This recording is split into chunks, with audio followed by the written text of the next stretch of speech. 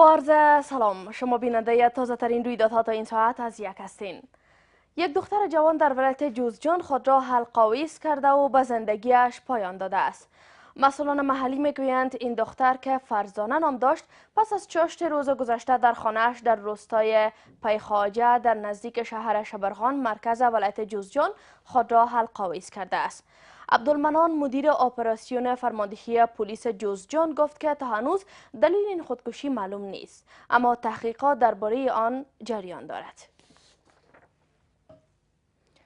افراد مسلح ناشناس در ولایت کنر رئیس یک شرکت ساختمانی را کشتند. عبدالحبیب سیدخیل فرمانده پلیس کنر میگوید افراد مسلح ناشناس رئیس یک شرکت ساختمانی را با یک پسرش در مربوطات شهر اسدآباد مرکز این ولایت کشتند. به گفته فرمانده پلیس کنر عاملان این رویداد از ساحه فرار کردند. با انواع و اشکال گوناگون شکنجه و لط و کوب در زندانهای امنیت ملی وجود دارد.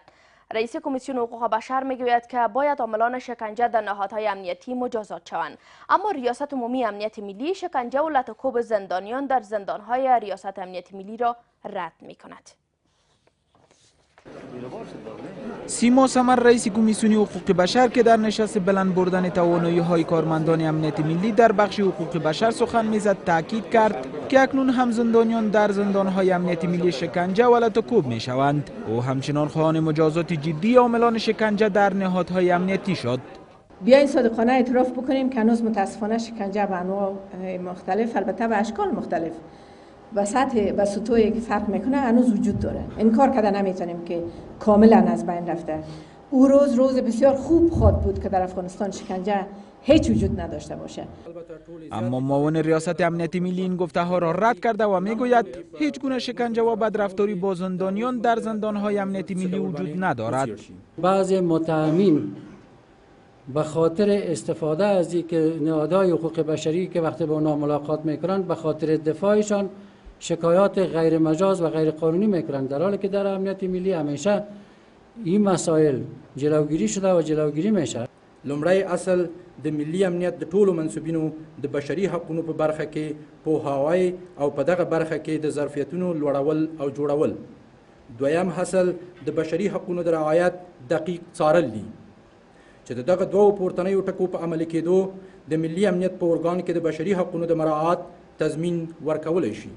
در این حال معاون یونما در بخش حقوق بشر از آغاز بررسی های جدی این سازمان از وضعیت زندانیان در زندانهای امنیت ملی خبر می‌دهد. ما دو گزارش را تهیه نمودیم در مورد زندانهای امنیت ملی افغانستان و تلاش ما این است تا وضعیت حقوق بشر در زندانهای امنیت ملی افغانستان را بهبود بخشیم. گزارش ها از شکنجه و بدرفتاری با زندانیان در زندانهای ریاست امنیت ملی در حال مطرح می شوند که پیش از این برخی از اعضای مجلس نمایندگان نیز از شکنجه و بدرفتاری در ریاست‌های 90 و 17 امنیت ملی ابراز نگرانی کرده بودند. رئیس جمهور کرزی هشدار داد که به کارمندان دولت و خارجی ها اجازه نمیدهد تا در انتخابات آینده ریاست جمهوری مداخله کنند. آقای کرزی گفت که در انتخابات گذشته ریاست جمهوری به علت نامزد بودنش از مداخله برخی ها در انتخابات چشم پوشی کرد، اما اکنون از تمامی امکانات برای جلوگیری از مداخله ها در انتخابات پیشرو کار خواهد گرفت. در این حال شمار از اعضای جمعیت اسلامی در اعتراض به گشایش دفتر این حزب با نشر اعلامیه گفتند که تصمیم گیری های اخیر شمار از اعضای این حزب برای پشتیبانی از یک نامزد ریاست جمهوری مشروعیت ندارد. با باور آنان این کار سبب پراگندگی تشکیلاتی و تشدید اختلافات میان اعضای جمعیت اسلامی شده است و مسئولیت آن بر عهده یک جمع خاص است. عبدالحفیظ منصور، محمد اکرام اندیشمند، دکتر مهدی، سید محمد خیرخواه، شمس الحق آریانفر و شمار از اعضای دیگر جمعیت در شمار معترضانند و در پای اعلامیه امضا کردند. بنیاد انتخابات آزاد و عادلانه افغانستان از احتمال حضور نامزدان وابسته به شبکه‌های استخباراتی و کشورهای خارجی در انتخابات ریاست جمهوری سخت نگران است. فیفا از نهادهای کشفی و انتخاباتی می‌خواهد تا مانع ورود این گونه نامزدان ریاست جمهوری و شورای ولایتی در انتخابات شوند. این بنیاد افزایش نامزدان ریاست جمهوری را سبب زمینه‌سازی بحران در کشور می‌داند. و جان کری که برای اشتراک در نشست همکاری‌های اقتصادی آسیا اقیانوسیه به اندونزیا سفر کرده است، در واکنش با آغاز روند نابودی جنگ افزارهای کیمیاوی در سوریه از حکومت بشار اسد به دلیل پیروی از قطعنامه سازمان ملل قدردانی کرد.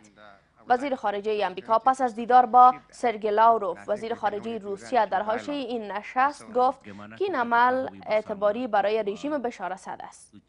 قطعنامه سازمان ملل پس از آن صادر شد که در درگیری‌های دولت سوریه با مخالفان از جنگ افزارهای کیمیاوی استفاده شد. از همراهیتان به خبرهای این ساعت سپاسگزار هستم. روز خوش براتان آرزو می‌کنم.